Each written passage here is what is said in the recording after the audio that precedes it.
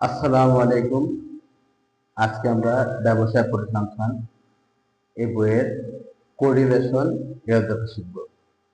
তাহলে দেখো, কোরিলেশন হচ্ছে দুটি চলকের মধ্যে কেমন সম্পর্ক বিদ্যমান তা বোঝায়। এখন যদি দুটো আমি চলক ধরি, এক্স আর ওয়াই, তাদের মধ্যে পজিটিভ সম্পর্ক নাকি নেগেটিভ সম্পর্ক, তা কোরিলেশন এটার মাধ্যমে আমরা জানতে পারি।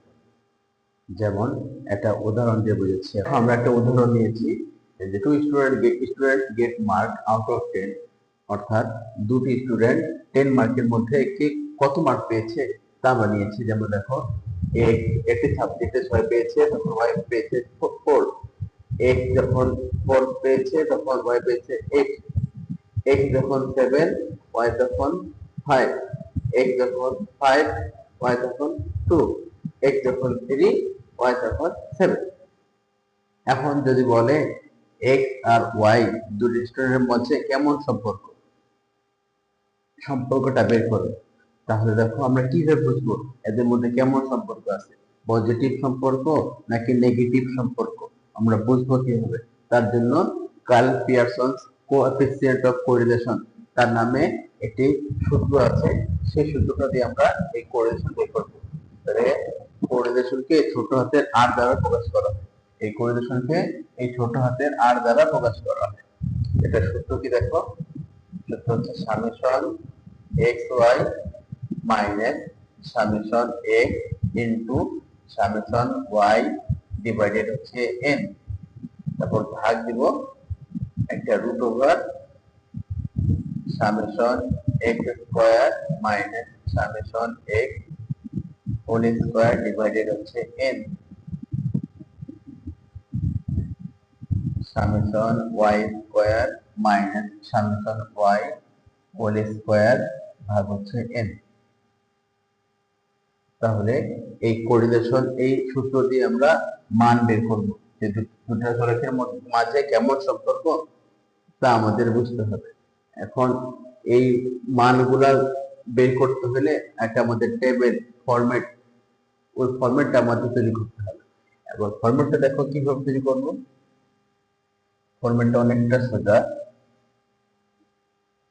এই যে টোটাল 5টা ঘর হবে,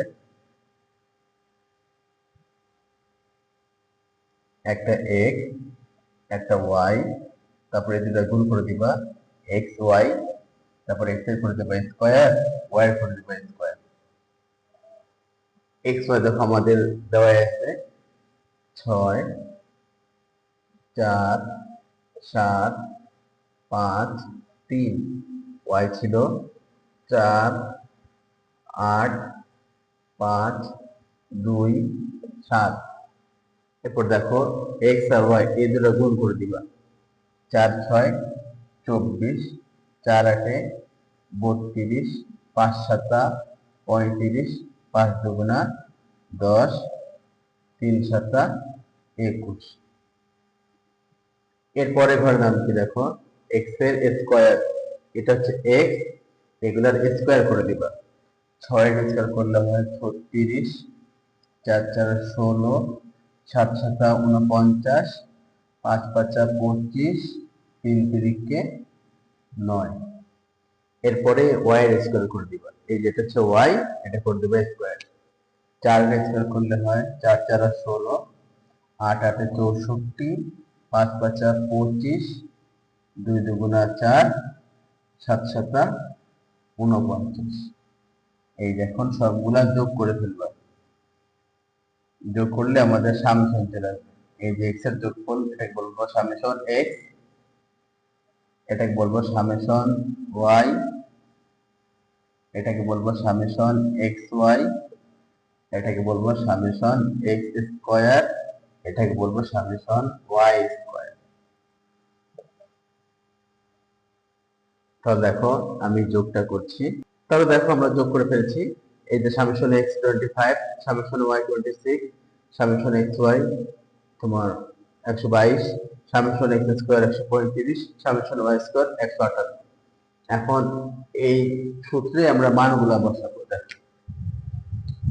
সামেশন এক্স ওয়াই, এই সামেশন এক্স ওয়াই হচ্ছে 122, মাইনাস সামেশন এক্স, এই যে সামেশন এক্স হচ্ছে 25 গুণ সামেশন ওয়াই, এই যে সামেশন ওয়াই 26 ভাগ এন, এন হচ্ছে কটা জোড়া এখানে 1 2 3 4 5, 5টা জোড়া আছে, এন এর মান হচ্ছে 5 ভাগ root over summation x square, এই এরকম সামেশন এক্স স্কয়ার হচ্ছে 135 মাইনাস সামেশন এক্স, এটা তো সামেশন এক্স 25, এই যে 25 এর উপর দিয়ে দেবো স্কয়ার ডিভাইডেড এন, এন এর মান হচ্ছে 5 সামেশন ওয়াই স্কয়ার, এই দেখো summation y square 158 minus summation y, এই সামেশন ওয়াই 26 এই যে স্কয়ার ডিভাইডেড হচ্ছে এন এর মান 5। তাহলে দেখো আমরা যে ক্যালকুলেশনটা করে দিচ্ছি, এই দেখো এই যে 25 আর 26 গুণ করে এই 5 দিয়ে ভাগ দিবা, তাহলে মান বের হবে 130 আর 122 ভাবে থাকবে। নিচেটা দেখো 25 এর আগে স্কয়ার করবা, তারপর 5 দিয়ে ভাগ দিবা, এটা মান বের হবে 125 আর এটা এইভাবে থাকবে। এখানেও 26 এর স্কয়ার করে 5 দিয়ে ভাগ দিবা, বের হবে 135.2 আর 158 ভাবে থাকবে।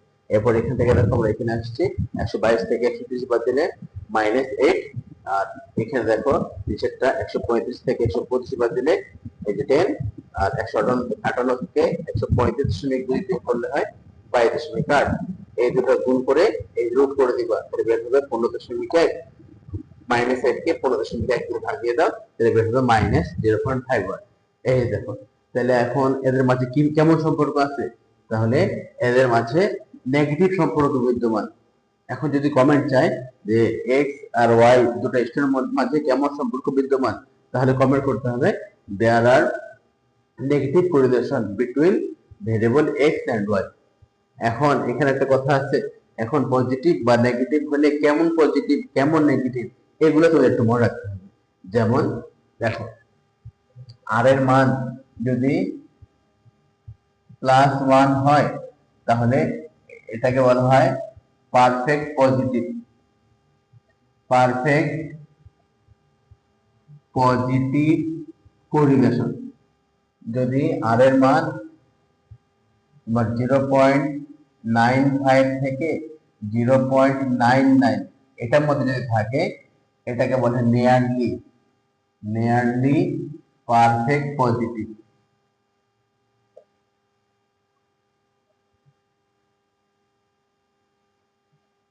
যদি আর এর মান তোমার 0.50 থেকে 0.94 থাকে, তাহলে এটাকে বলা হয় তোমার পার্শিয়াল পজিটিভ কোরিলেশন। আর এর মান যদি 0.25 থেকে 0.49 এটার মাঝে থাকে, তাহলে এটাকে বলা হয় লিমিটেড, মানে সীমিত, লিমিটেড পজিটিভ কোরিলেশন। তাহলে দেখো আমাদের মান বের হয়েছে মাইনাস, তাহলে এখন এটা কোনটার মধ্যে পড়ছে, তার মধ্যে দেখি সব পজিটিভ। এখন যে নেগেটিভ হয় তো সেম একই সব কিছু হবে, খালি পজিটিভের জায়গায় নেগেটিভ লাগাই দিবা। তাহলে এখানে হচ্ছে 0.51, এই দেখো এটা মাঝে আছে, যেটাকে বলবা there are partial negative correlation between variable X and Y. তার মানে এক্স আর ওয়াই এর মধ্যে আংশিক নেগেটিভ সম্পর্ক বিদ্যমান আছে। এই যে আশা করি বুঝতে পারছো।